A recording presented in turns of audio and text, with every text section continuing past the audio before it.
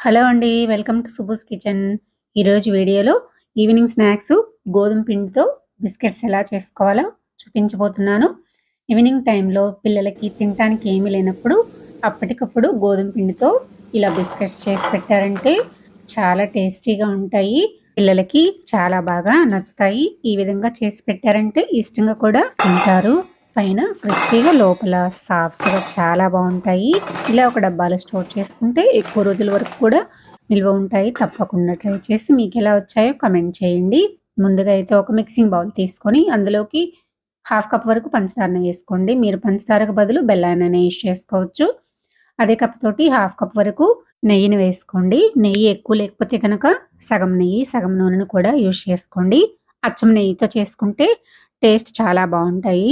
ఇప్పుడు ఇందులోకి అదే కప్ తోటి హాఫ్ కప్ వరకు గోరువెచ్చటి నీటిని వేసుకోండి. గోరువెచ్చటి నీరు వేసుకోవడం వల్ల నెయ్యి, పంచదార తొందరగా మెల్ట్ అయిపోతుంది.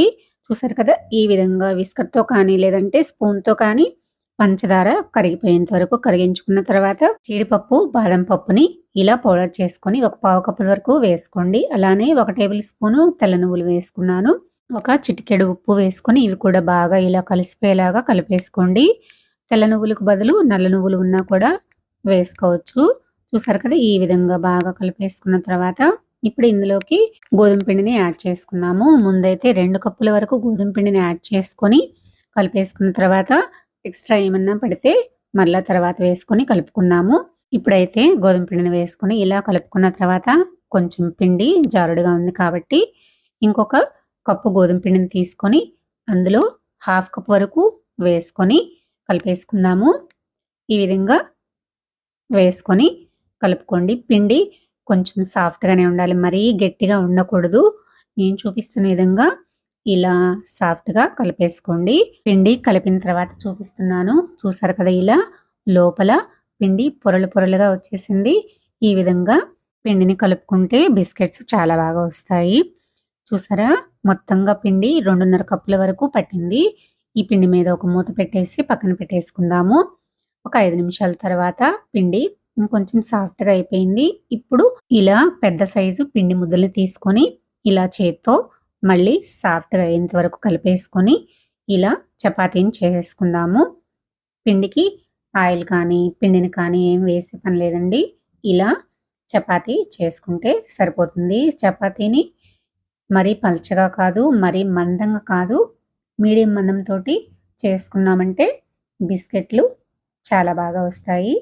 చూసారు కదా! నేను చూపిస్తున్న విధంగా ఇలా మీడియం సైజులో మందం ఉండేలాగా చేసుకోండి. ఇప్పుడైతే చపాతీ చేసేసుకున్నాం కదా! మనకి ఇంట్లో చిన్న చిన్న డబ్బా మూతలు కానీ లేదంటే చిన్న చిన్న బౌల్స్ చిన్నవి ఉంటాయి కదా! వాటితోటి ఇలా బిస్కెట్స్‌ని కట్ చేసుకోండి. మీకు ఏ సైజులో కావాలో ఆ సైజులో తీసుకొని కట్ చేసుకోండి. నేనైతే ఇలా చిన్న సైజులోనే కట్ చేసుకుంటున్నాను. ఇంకొంచెం పెద్ద సైజులో చపాతీ చేసుకున్నామంటే ఇంకొంచెం ఎక్కువ బిస్కెట్స్ కట్ చేసుకోవచ్చు. ఇలా కట్ చేసుకున్న బిస్కెట్స్‌ని తీసి ఒక ప్లేట్‌లోకైతే పెట్టేసుకుందాము. ఇదే విధంగా మిగిలిన పిండినంతటిని కూడా ఇదే ప్రాసెస్‌లో బిస్కెట్స్ అయితే కట్ చేసి మొత్తం ఒక ప్లేట్‌లోకి పెట్టేసుకున్నాను. నేను ఇంతకుముందు వీడియోస్‌లో మైదా పిండితో చేసిన బిస్కెట్స్ వీడియో అప్లోడ్ చేశాను.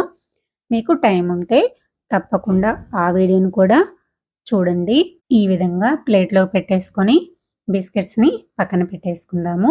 ఇప్పుడు స్టవ్ వెలిగించుకొని స్టవ్ పైన కడాయి పెట్టేసుకొని డీప్ ఫ్రైకి తగినంత ఆయిల్ వేసుకొని ఆయిల్ మీడియం హీట్ చేసుకున్న తర్వాత మనం చేసి పెట్టుకున్న బిస్కెట్స్ అన్నింటినీ కూడా ఇలా ఒక్కొక్కటిగా నూనెలోకి వేసేసుకొని వీటిని ఒకవైపు నుంచి రెండో వైపుకి ఇలా టర్న్ చేసుకుంటూ గోల్డెన్ బ్రౌన్ కలర్ వచ్చేంత వరకు ఫ్రై చేసుకోండి. ఇలా ఫ్రై చేసుకున్నామంటే బిస్కెట్స్ బాగా ఫ్రై అయిపోయి ఎక్కువ రోజుల వరకు నిల్వ ఉంటాయి.